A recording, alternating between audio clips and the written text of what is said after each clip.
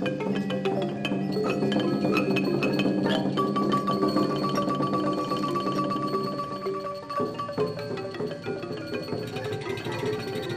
is early morning, 7 o'clock, in Persat, a provincial town of some substance and reasonably wealthy. And we're in a really middle-class suburb of people who are quite well off. What we're looking at are some of the things that visitors mightn't see. What we're looking at is a lack of drainage system, a lack of sewerage or septic, and a lack of town water supply. Now, this is just not the situation because this is a poor country and these are slums. This is a situation because of genocide. Because if I went now and took you to the government departments of public works, of water and sanitation, you'd be lucky to find one engineer or person with enough experience to know how to implement this scheme. So there's lack of money, but there's more than that. It's 30 years of war, really, ending in 1992. And it wasn't an ordinary war where you just sent off your young fellas, you know, your 18 to 22s, and you killed them all and then had nice ceremonies. You actually lost people with experience and skills. It was a developing country, but in this case, they knocked out everyone with knowledge.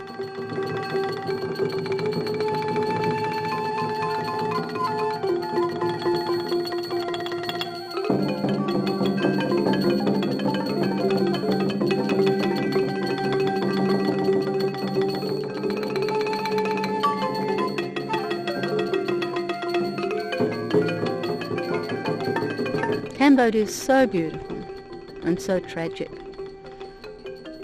During Pol Pot times, millions of people died. They were killed. And following that, there was civil war and so much turmoil, which the world forgets, but the people struggle on.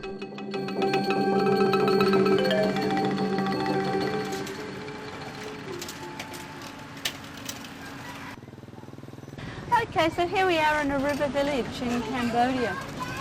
85% of the people live out in the country. But they don't live in the country as we think of it. They live in the country that's either terribly, terribly wet or terribly dry. The richest people live by the rivers.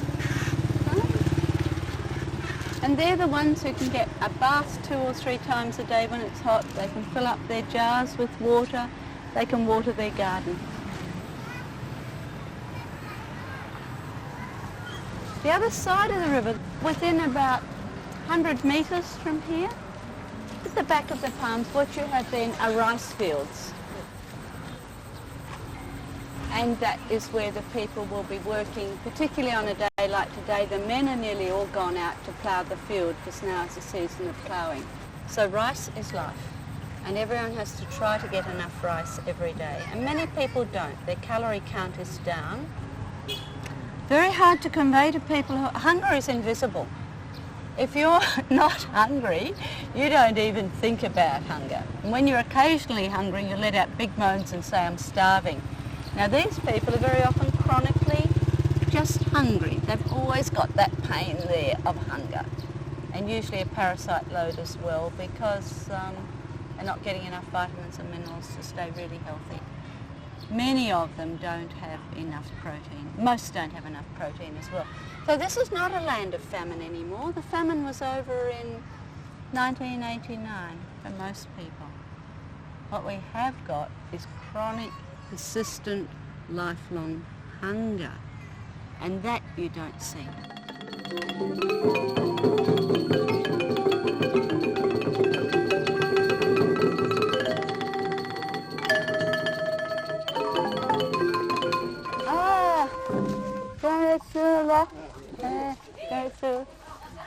See, small garden, but quite good garden. What can they eat? 10? Let's look. Me and water, me and chives, mint, chili. 1992-93, there was an enormous amount of hunger and malnutrition. Huge. So we thought now if people could actually learn to garden, we could get at the worst of the infections attached to nutrition. Beans on the living fence. Fundamentally it's a nutrition garden And for people who before had nothing, this adds immeasurably to their health. Now, if we look next door, it's a much poorer family, and they have copied probably a tiny garden, but they've built the fence. And if you see the woman on the steps, you can see that this family is quite a lot poorer in terms of hygiene, cleanliness, the house. These people never ever had gardens before. They would walk around and they'd pick a few leaves where something grew wild, but they wouldn't systematically grow nutrition vegetables. This man is the gardener, the main gardener. Yeah, he's the gardener. Right, so he does the garden here together with his daughter. So what do you cook from the garden? It's okay at all. Oh, Yeah. in soup or with fish or with chicken? How does she cook? I want to know.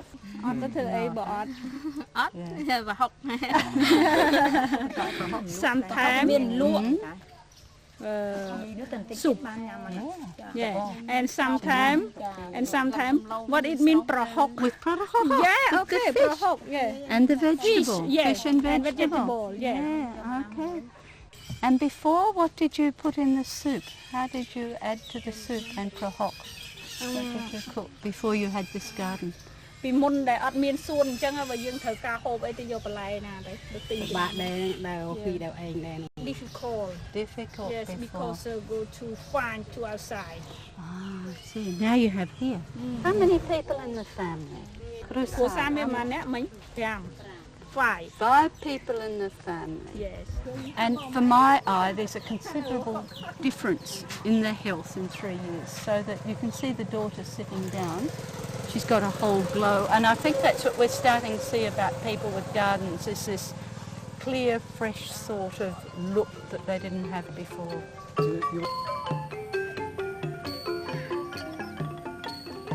This is a country of fairly rich soil, huge rain, many species, and with war and population growth, genocide, destruction, the people haven't got enough to eat.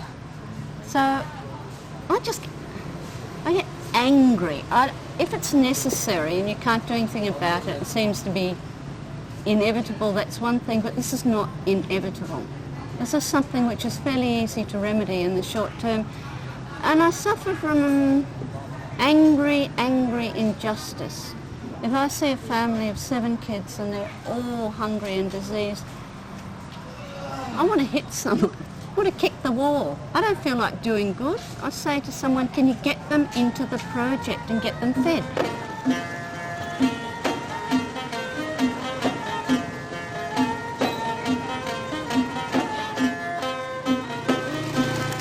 About 5 years ago, I did a short training in Phnom Penh in permaculture, and we paid women to come from the provinces to see if they liked it. And at the end, I said to one woman, where should we go to the province? And they said, go to Persat. But after Rosemary come back to Posat in 1992, I think. Yeah, I think so. And she provide one training about the garden and environment at the same time with my staff. So Pana was the first one to think about sustainability and permanent gardens. No one else really could understand that, could they? The chief of all department, 23 department, they don't know. They open their eyes, the big eyes like that to look me.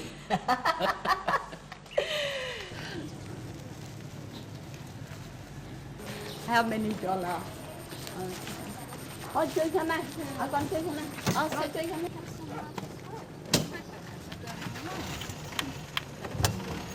This morning we're going to meet up with some of the women from Persat. We're taking with us some people because whenever a car goes, it's part of our project cost. But it means that Sota can go here. Dala will be coming to help with the interpretation. Her work is gender. And Samat is coming because she's had something to do with the permaculture project. So we always travel with a delegation. It's very nice.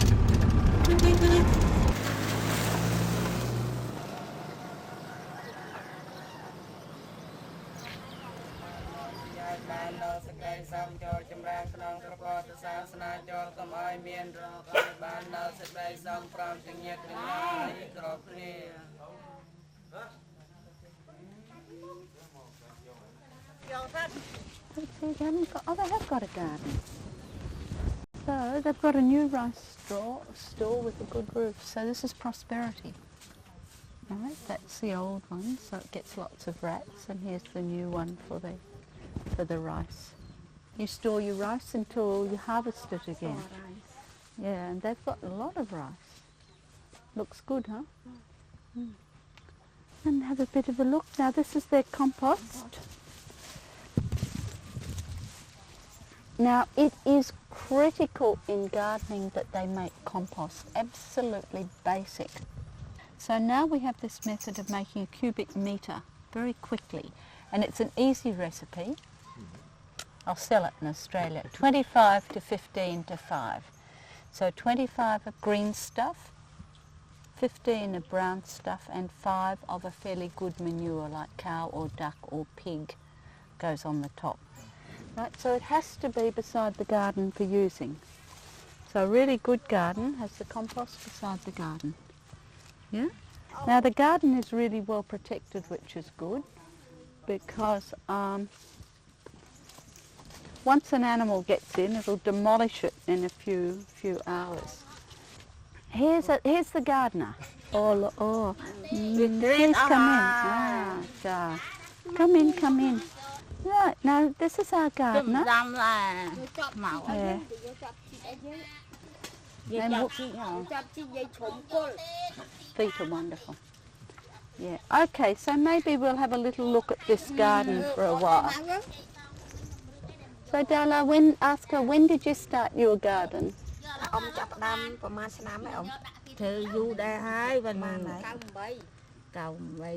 How long ago? 2 years ago. 2 years ago. Did you have a garden like this before? Bằng cái nánh chúng vĩnh cái là bị đạch ở đâu quạt đâu đâm bằng cái nánh nữa bằng cái nánh mình con trâu nữa trâu cái đâm nó phải tàu anh tùm thơ before the project mặt anh nhặt đâm con năng với tàu nồi nó đâu cháu cọt mua cọt ấy năng về từ nâu khẳng đây về đâu mà anh tùm một thơ năng She just come. This is her garden? Yeah. Cha, okay. What does she eat from the garden today? What will she pick today for lunch? Có tha ông ngày một ngày ní ông vừa ấy hay đành do vì sông Spa ní lật ngục ông lo ấy lật ấy sạch thu sạch thu Soropus? Yeah, that's a nutrition vegetable. What else? Dracoon? What will she cook today? What will they cook today in this family for lunch? lò mưa vậy lò tập bèn lật ngục They cook bamboo shoot and this. Yeah. Have she ever sold any food from the garden? So bà lật ngục đây lụa muốn là đi chụp đàn lụa đây ông lụa ban ra là ngay đây rồi mùi cổ lụa lụa tàu lụa not every day. Not every day. How much can she make? 3,000 4,000. Oh, each time? That's very good. That's enough money for a kilogram of rice. That's $1. Dừng tàu mũi cả hai. The children, the Chua grandchildren. vô màu vậy chăng ạ? Is this your granddaughter? She looks Yeah. lovely, right? She's got the eyes and hair, everything we're looking for a result. Looks beautiful. Rùm làng, ngày nghi tàu mưa cô. In your nutrition garden needs to be complex. There's no such thing as a simple nutrition garden. Banana is an energy and vitamin source but doesn't supply enough. By using this array of materials, she's getting the right amounts of vitamin A, vitamin E, vitamin D, all that sunlight. There'll be some B vitamins in here, micro quantities of magnesium, of calcium. So what they're doing actually is making whatever rice and whatever meat they can get work for good health.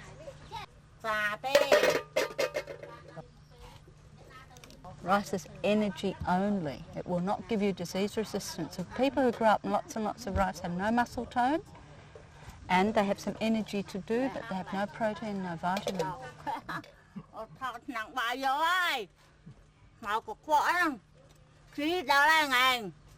So rice alone is no good. Protein per se is very, very expensive, and they eat minute quantities of fish. You'll notice she said she sells the surplus from here to buy some pork. So therefore, she is doing the nutritional balancing that we would like. They won't get fat, but they'll be healthy.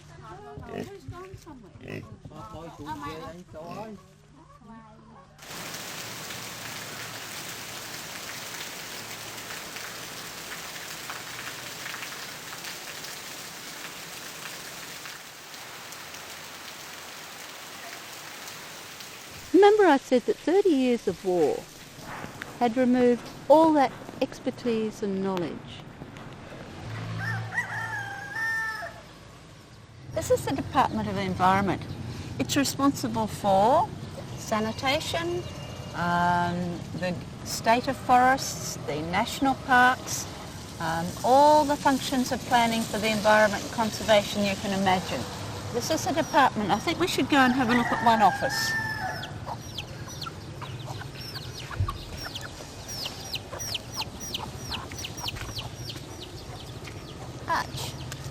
Yuck.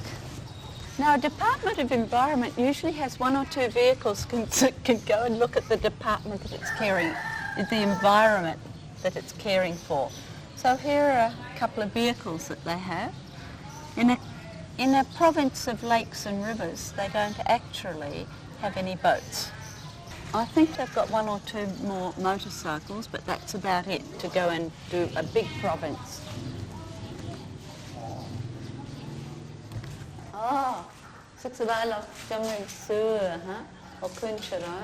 Environment Department? And this is the office, and you can see the sorts of resources, a couple of desks and broken concrete floor. Probably the paper is locked up. Certainly everyone have to buy their own pens. And from this they are trying to control illegal logging, destruction of wild species of animals, help villagers replant forests, keep waterways clean and do conservation planning. This country could have been like Malaysia today, a fairly prosperous, even society, well-distributed resources, decent infrastructure. I know there's lack of money, I know there's 30 years war, but there's also that black hole that exists when you take out everyone with experience.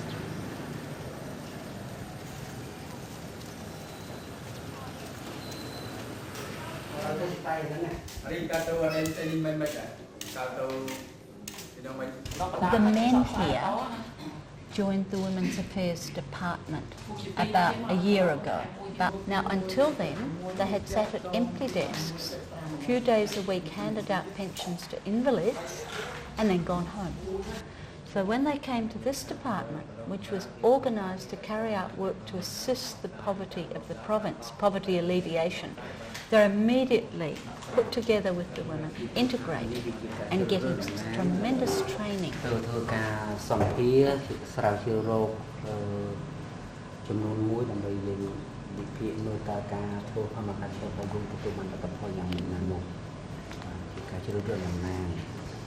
They need to know the end of the 3 years, how the farmer improve. You can improve Or not. Yeah, or not. Maybe no improvement.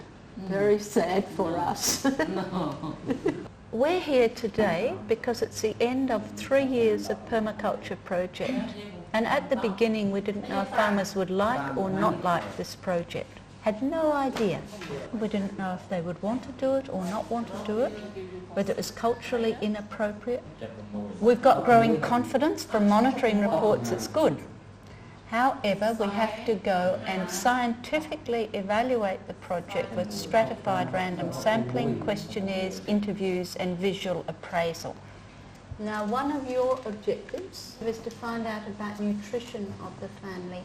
So when you look, you will look for the health about nutrition, not backache or headache or landmine.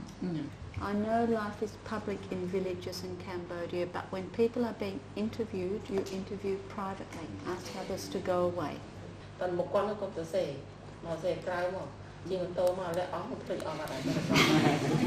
Maybe.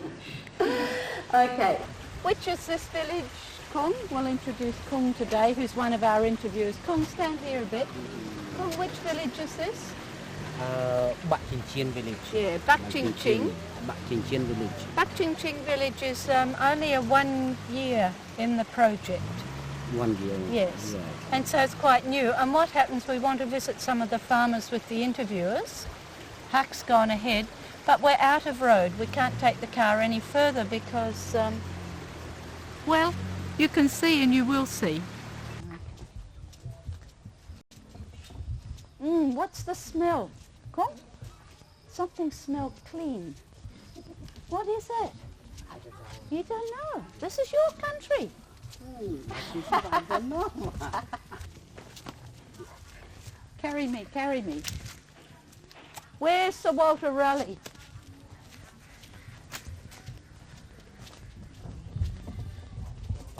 All right, we'll keep looking for Huck's shoe. See, this would have been the traditional way of getting food. She's picking tamarind from a branch that probably she cut or fell down last night and may take it to the market. So that was really, really traditional nutrition for a long time. And then she peels them, and there they are ready to go to the market. When there was a lot of jungle like this, there was much more food available to people than presently. So people would actually go out and pick for themselves from the forest. So you can see here they can eat that leaf, they might roll that one in something, and picking the tamarind seed. Now that was very good nutrition and sufficient, but it's going and largely gone in some places. That's why we do what we do.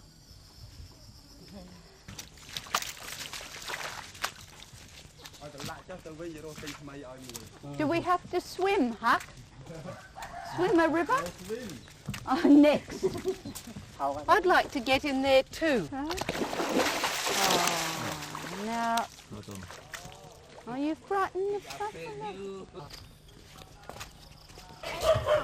Getting off the beaten track and out of the car is one of the best things we do.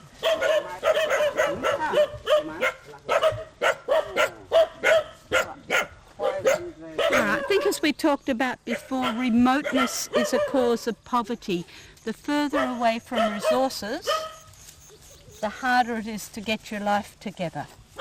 So that if you live in a distant village, you can't get to the market, you can't get vegetables, your chickens may die, you can't get the simple things. So as we go further away, people are always poorer. Is this the garden? Close to water? Excellent. No, Panya. Rosemary Australia. Is this your granddaughter? Ni chào ấy. Ni chào. Okay. Yeah, how old is she? អាយុប្រហែលហើយ ខ្ញុំដាក់យាយមើល lên đây Barely. No, I think closer to 6. Maybe 6, maybe 5. ក្រណាស់ណាអូ her mother is very very poor. Is she? Okay. She lives in that little house over there. See, it's nothing more than in other places would be a kitchen. But this is a good garden. This is a project garden. Leaf chrysanthemum, mint, herb, cheese, eggplant, lemongrass. Okay, this is just the sun is very, very hot. So, put on my chroma, Khmer style, because my hat's on my kitchen table in Katoomba. And here is where the little girl lives with her mother, who's a widow. So you can see there's not really a bicycle or a pig or a chicken. There's a little bit of beetle. Actually, there is a chicken. Look at the chicken on the mother's back. Oh, how many children do you have? Oh, is this another one? Bye. Although this family is poor, in effect they're getting enough to eat. It's the mother who's showing some signs of wear. Can we just look this skin? It's okay. Yeah, I know. She's got something on it. But there's something about the texture of that skin that's related to, and here, related to deficiency. So where the children are getting enough, but they're thin. They need more rice and more protein. See that little hand? Far too fragile bones. And same with this one. Tiny, thin little arm with no muscle development. Skin is lovely. Hand is quite big. But, I mean, you can see that they are getting enough vegetable. So, okay, if you don't get enough calories, you're thin. If you don't get enough protein, you don't develop muscle. But if you get enough vitamin and mineral, you're healthy and fresh and clean looking, as she is. Beautiful children, right? So this is what we call probably chronic persistent hunger. Not enough energy every day, not enough protein every day. But we've done, I'm going to read her hand. Have a look. No, don't. I'm going to tell them good things. This one is strong heart and very intelligent. This one's going to grow up and be a strong woman. This one, strong woman. Some difficult years now, but they will do a lot of gardening and gradually make some money and the life will be good.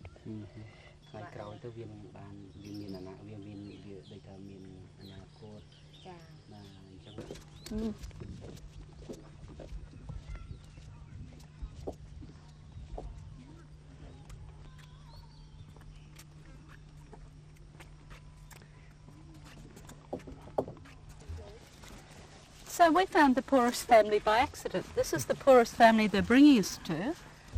Oh, their house is falling down a bit. They're all living underneath. Barn, able to. So this is their garden. Yesterday, after that huge storm and torrential rain, this garden's been pretty washed out. So they're going to have to come back and do again. I know if they had mulch, the soil wouldn't be as badly damaged. It would be really important to get a thick cover on this garden and get it mulched to save it from the huge rains of the coming wet season, and their opening rains are starting now. So this is a good little garden. It's okay. It's fine. There's something very immature about it compared with the 3-year gardens we saw yesterday. Okay, I think, can we just sit here and talk to the woman a little bit? តើបងបានចូលរួមអនុវត្តការងារបព្វកម្មចម្រុះនឹងពីពេលណាមកដែរ សួននឹងដាំពេញប៉ោះត្រាប់ពេញជីគ្រប់មុខដាំព្រះលក់ Remember I asked for private interviews so they could talk privately. It's totally unknown and foreign. You can't say you mob, move. Impossible in the culture. Everyone is entitled to come into your house, sit on the floor and listen and watch everything going on. Recommend it for Australia. It's called freedom of information. But I want to talk to her about some other things. Where does she get income now?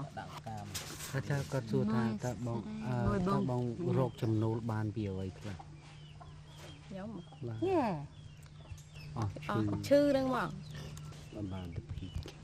Oh yes, the pig's income.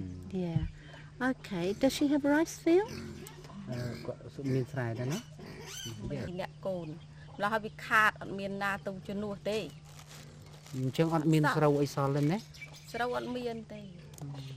Doesn't have rice field.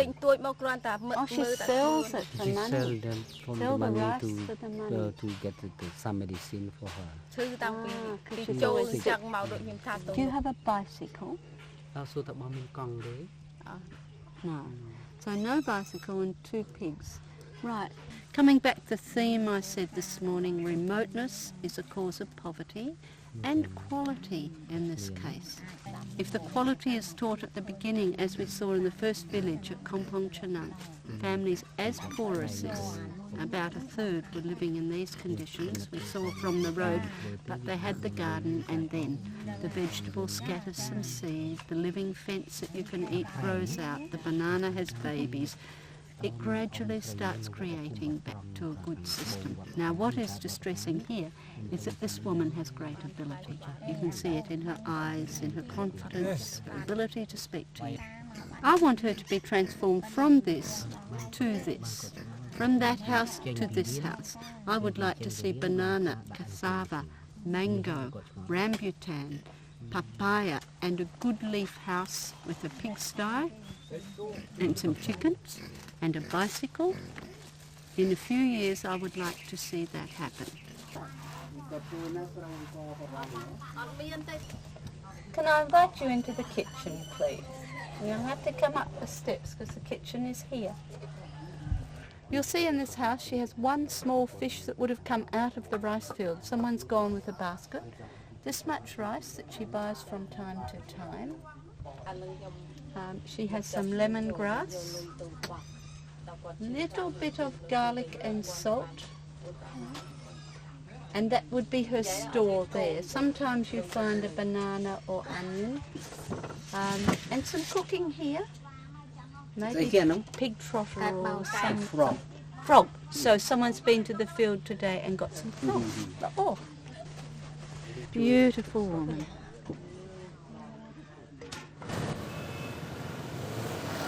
I realised when I was in Africa in 1974, it was after, and 75, after the Soweto riots, that the agricultural science degree I'd done had trained me in no way, hadn't given me any skills to be able to help people grow the actual food they needed every day.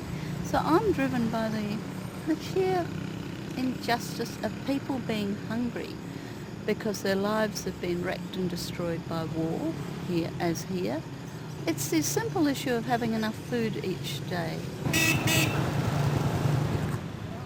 Although the Khmer Rouge laid down their arms some years ago, it's only in 1997 that some areas came out of Khmer Rouge control. In fact, Potter and I are thinking of visiting one of these areas. It's in the west of Persat, it's fewer than 200 kilometres away, and it's virtually unknown.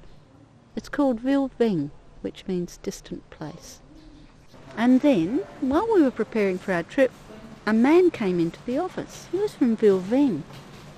He said that they were running out of food.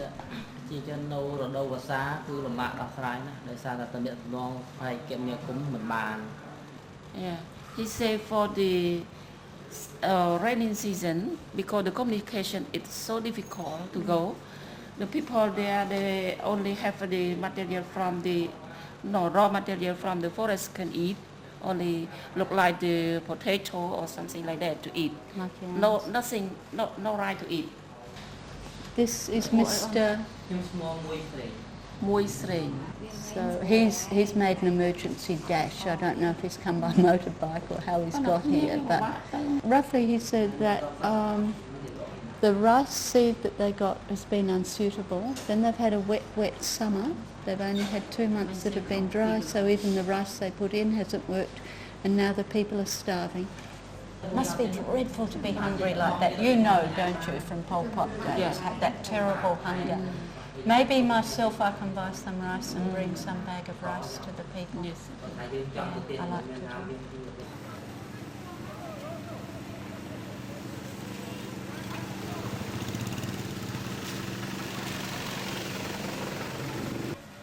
We've got everything here. This small seed. This one is probably amaranth. Mary, this is all seed here. Yeah. Now, is this one amaranth? Amaranth is Yes, this seed, amaranth. is it? Okay. And this is cucumber. Yeah. This is pumpkin. Yeah. This is Eggplant. eggplant. បើអានោះបាន2005 7 17,000 real. 17,000 Yeah, real, yeah. about $4 worth for 200 families. That's probably reasonable value. Yeah, little Yeah. for the one family.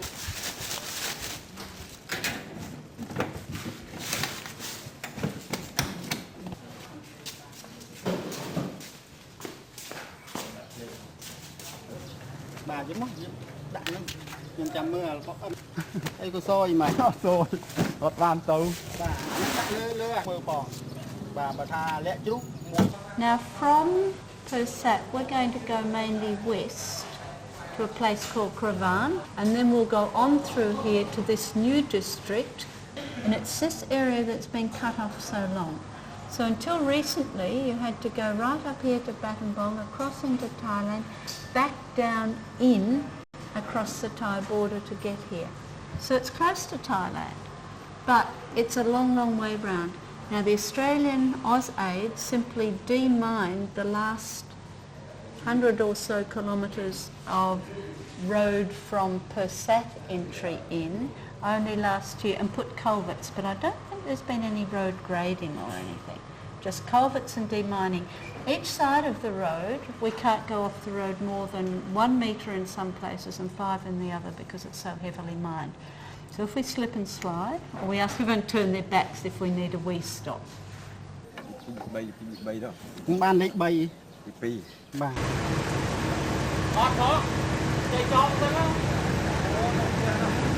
Yeah, we're going now, so I guess this is to find out what possible priorities for women and children, what projects are needed. So we go to discuss with the women and the children there. So they'll be frightened, maybe silent, maybe a bit passive, maybe afraid to talk to some official. Because when we live in corporate regime, we cannot speak with each other. Having the friend, having the you, having the information. Only goes there to dig the canal or dig the well or grows the rice field. And never speak. Never speak. We're going to hitch a ride with the UNHCR convoy. Oh, Auckland Charan, thank you.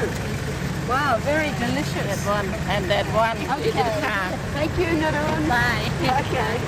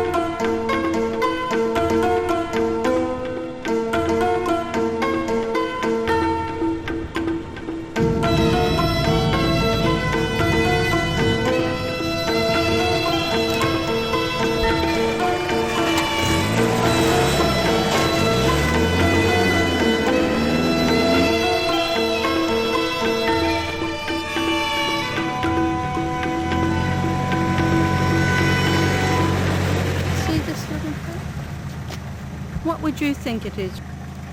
Well, it's actually part of a landmine. And I just That's picked it up on anti-personnel. anti-personnel. Not anti-car. For different weights, this is anti-personnel. So this would take your leg off. It was just picked up over here a minute ago.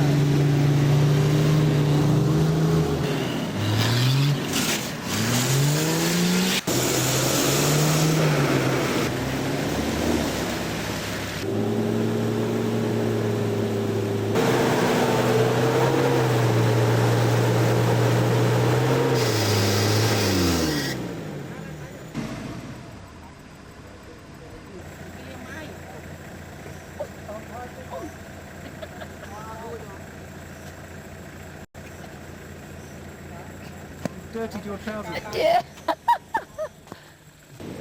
chased by a car worse than the buffalo. You can't get off the road because of the landmine. Go over here.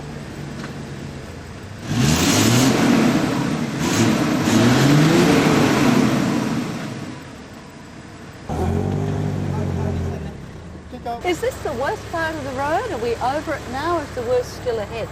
The bus still ahead, but still, we got a hard part in front. I think maybe the tractor can either go in front or behind us.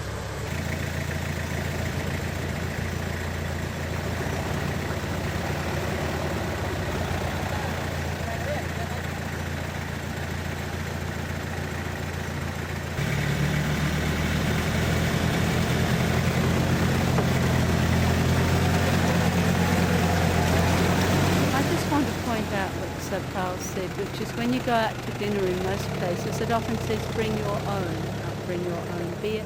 This is bring your own tractor land if you want to get there.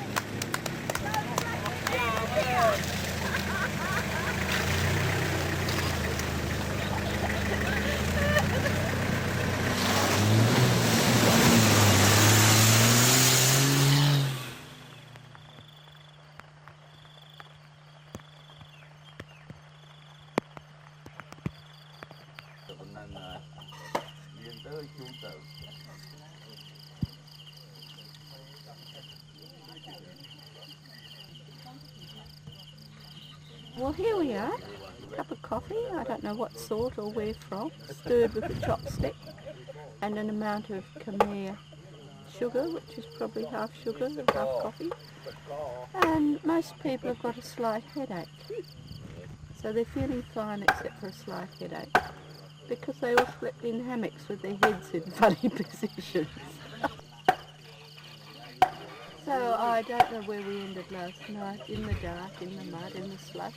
We had planned to stay at a village further back, but came on. Now we need to get to the chief town today. So this is a town of men who are building the road. The road's way behind because it's rained all this dry season. We haven't had a wet time. So now the road won't be finished till later.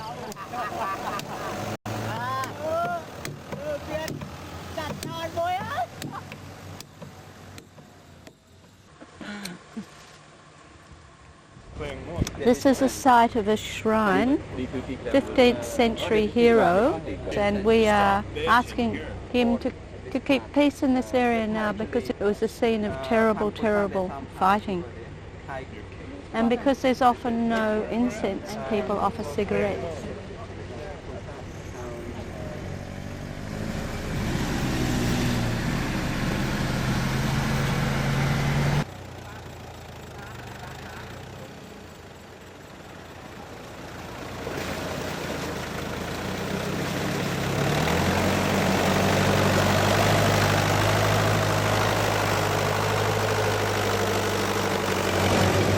Out of so many bogs, and really the rate of progress is how quickly 3 cars will be pulled out by a tractor one after the other. On the other hand, for a vertically challenged person, I'm doing well. I'm a good couple of inches taller, which is something I'd wanted all my life.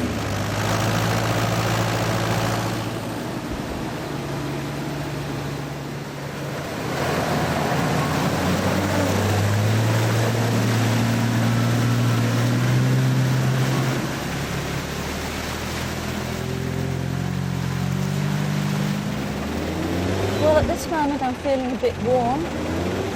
We're going about 150 metres at a time and getting bogged. And the sheer excitement of tractors and dropping up to the back door is losing its gloss, and everyone else is slowing down too. However, just taking this occasion while we get pulled out of the latest bog to talk about Vieux Vinh. It's an amazing place because it has been under Khmer Rouge control for so long. Almost all the men and women we see have been regarded as enemy until recently, and now they're being reintegrated into society. But I think the big question is, what is 20 years, 25 years of Khmer Rouge control, what does it do to people, and how do you bring them back into a society of schools and health, and really a society of peace? How do you give them again the arts of peace when all they have been living is war?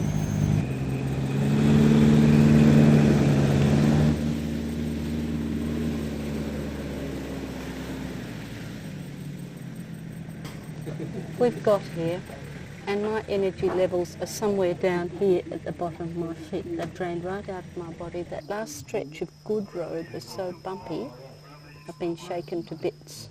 Everyone's just sitting around quietly recuperating at this stage and just enjoying being out of noisy, bumpy, crashing cars with revving engines. Near the building here. So they're here. We're sitting in a clinic that's been built as a district centre. It's administered by UNHCR, but there's a lot of Australian funds gone into it. It's because there's been no health centre here at all anywhere, so it's the first health centre they've ever had.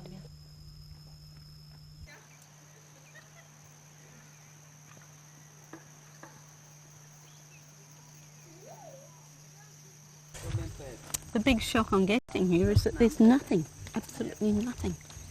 Till 1974 there was a good little town. Now it's all new. And it's not like bombs have destroyed it. People destroyed it deliberately because they didn't believe in civilization, schools, hospitals, 25 years ago. See, the woman there, Yeah. stay there, she's sick. Oh, And yeah. they don't know what kind of disease. The one lying down. Yeah, the one lying down. Maybe and, she's sweating and hot. I don't know. But Maybe malaria, in which case just keep the temperature down. so the man said it's hard for him to give any medicine because he's not sure what kind of disease. Yeah. See, when the clinics become available, then they have somebody place to turn to. Tell me, this is your country, so what is this, what do you do This with they call 107 millimeter. it? Looks horrible. What Yeah. does it do? It's just to kill the people. Is it a type of bomb? This is a rocket. So I don't know why it's didn't here. have mines like that. So when it lands on the people, what happens to the rocket? The rocket comes up, then comes down, and what happens? It come down and then Explode. Explode. The shrapnel will kill you. Mm. Shrapnel can Yeah, In the there. part Many of different- this one. Did you know who used these? The some before I heard that Khmer Rouge used this one, and then the government also. Government Yeah, used it as government well. also. Terrible. I think we should give men stick. A stick, and when they want to fight, they fight with a stick. Don't you think? Good idea?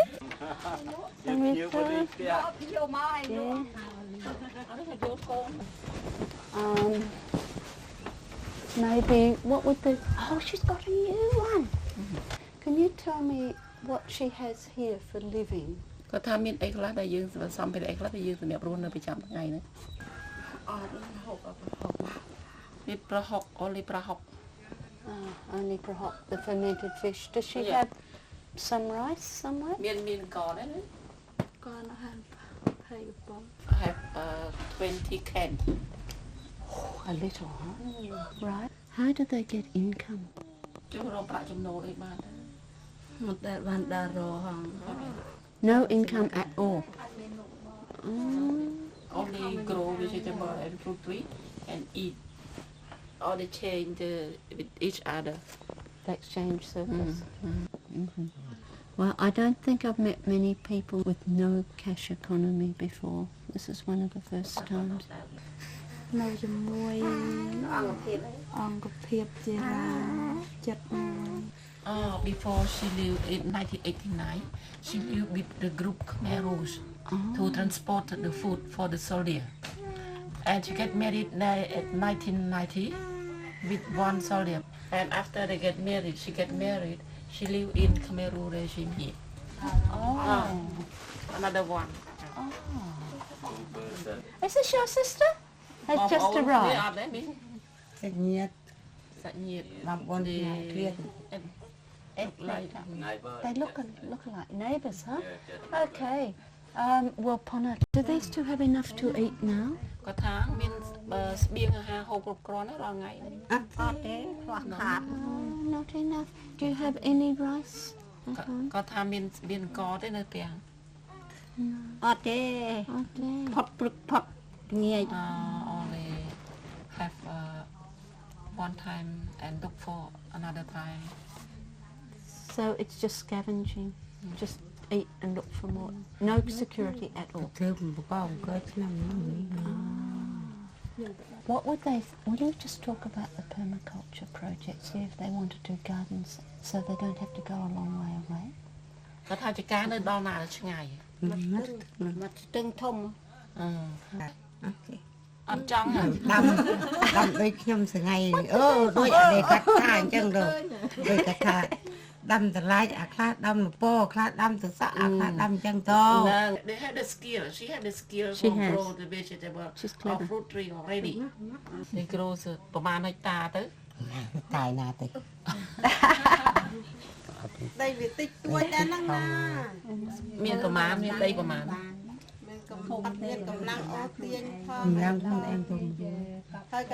These are like Aboriginal people in Australia, and in my mind they've been the pawns of every power group that's come through, and there could be a whole lot of resistance to wanting to participate because they don't know how long it will last or what it will demand of them. So it could be that you're getting a superficial acquiescence, going to suggest that she goes off the program in Persat so she can come back. Maybe, Pona, she could go to Persat with the others and see for herself, then come back and decide. It's very hard to imagine from telling. She could look everywhere, and then if she'd be a good extension officer because they would believe her. I bet she's a really respected older woman. ប្រហែលជាត្រូវយកអ៊ំពីរនាក់ហ្នឹងឬក៏មានចាស់យ៉ាងទៀតយកទៅពោធិ៍សាត់ទៅមើលគេតែគេធ្វើអី You know? But I just said you'll learn English. អង់គ្លេសបានមិនរកចឹងអង់គ្លេសក៏អង់គ្លេសបានអត់ទេ Shouldn't show your teeth when you laugh. Yeah, but maybe study tour, then they can really decide themselves. Another one for study tour for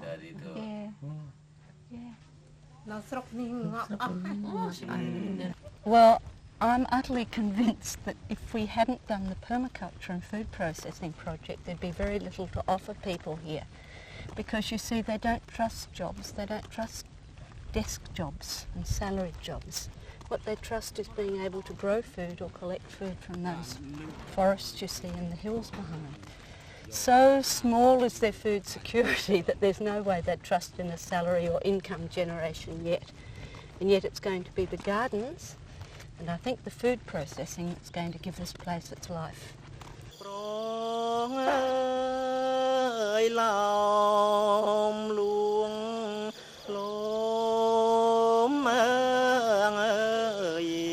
So this is the meeting place today in the grounds of what will be a pagoda, because a pagoda brings people together in peace, and there are many wounds of war here, including civil war in families, between Khmer groups and local ethnic groups, and well, I can't really bear to think about some of their stories and how bad they must have been, and probably how manipulated over the past 25 years. Oh no, I think this is a sad place. Yeah, I feel very sad in my heart. But we will ask many questions. Okay. Yeah. All right. Let's go. I get upset. If I think of their life, I could cry for them.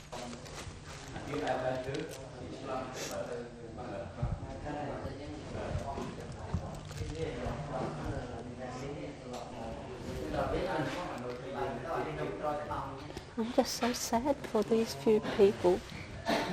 left after so few and such a harm.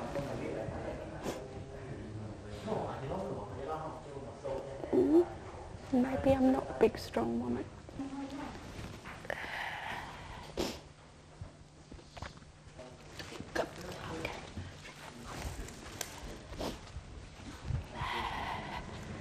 I'm very interested to know how you're going to live as a peaceful society and develop the art of peace, because I know you know well of the science of war. គាត់ថាគាត់នឹងចង់ដឹងអំពីបងប្អូនទាំងអស់គ្នានេះ And in my heart I feel sad that you had so many years being soldiers and fighting and not having a life of good farming and food and schooling. I'm sorry. Okay, so if I would be grateful if I could listen to you discuss how you will gradually move into a good society, a peaceful time. ផ្ទះសម្បែងនៅមិនទាន់គ្រប់គ្រាន់ឧបសគ្គច្រើនណាស់ in the war the children very sick because having the food to eat because they live in the forest. They haven't the mind to think about the war. The people very glad when they live inside. Inside, to be brought into the larger society. ហើយនឹងរួមផ្សំនឹងអង្គការខាងជួយជាស្បៀងមកចំនួនមកគ្រួសារចំនួនតែ ឆ្នាំទី1ឃើញថាជួបប្រទះ The first year នឹងការលំបាកខ្លាំង the first year difficult to ហើយឆ្នាំទី1នេះទៀតក៏ជួបការលំបាកអំពីបញ្ហាខ្វះពូជ they like the seed for the rice because different variety ខ្លះបានមួយឆ្នាំរៀនដែរនេះឆ្នាំទៅវិញ and when ហើយឆ្នាំនេះទៀតឃើញថាបងប្អូនខំប្រយុទ្ធ want យ៉ាងខ្លាំងគឺថា basket តាមគ្រួសារមួយគឺទុកឡើងដែរឥឡូវនេះសប្តាហ៍តាមគ្រួសារពិសេសកុមារហូបអត់គ្រប់គ្រាន់ផត់ហើយបន្ទាប់ទី2ឃើញថាចង់បានផត់គឺថ្នាំពេទ្យសម្រាប់ជួយ and ដល់កុមារ These people are very much in survival mode. When you ask them what their problems are and what they need, they want rice and they want medicine, and that's about all they can think of. I don't think they have a concept of a modern world at all. First office supplies being delivered. I don't think any other office has any supplies.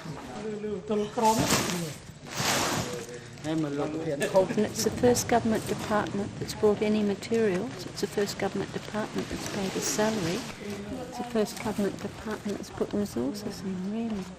They're very small. So there's transport, recording materials, some seed in case there's great famine and that rice runs out or the road doesn't get built, and instruction, how to proceed and what to do. Most government officials are too afraid to come here because in the 80s so many hundreds and hundreds of people died. The government sent some people, helped clear the land, and I think there were murders and things, so people are frightened of coming. Conar's really the first one who's accepted the invitation to come and get the department going.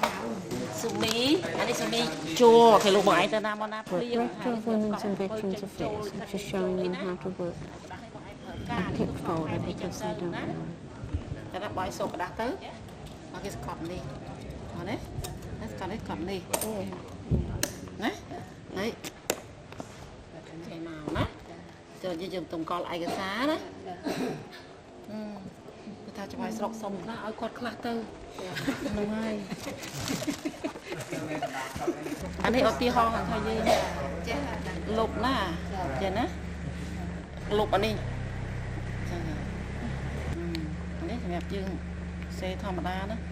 How far did you come from your commune?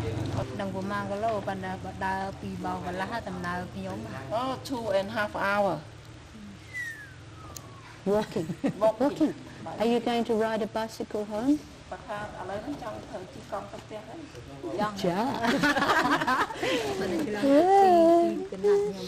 She came 2.5 hours by foot and she'll go home by bicycle.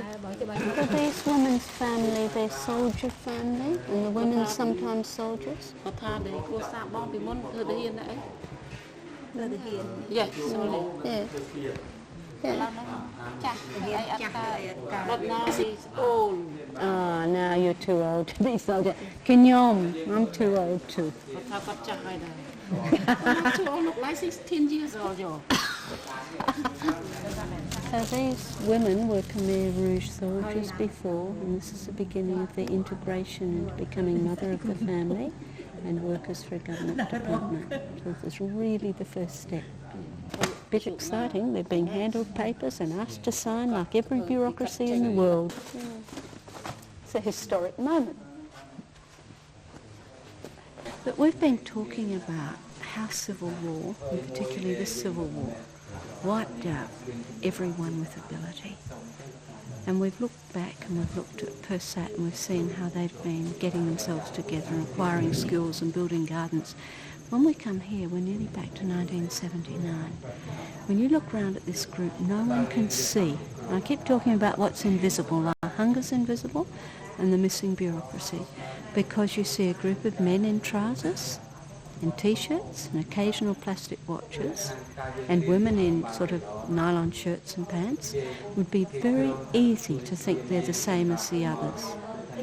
So these wounds of war are not visible either in the society or in the people very much.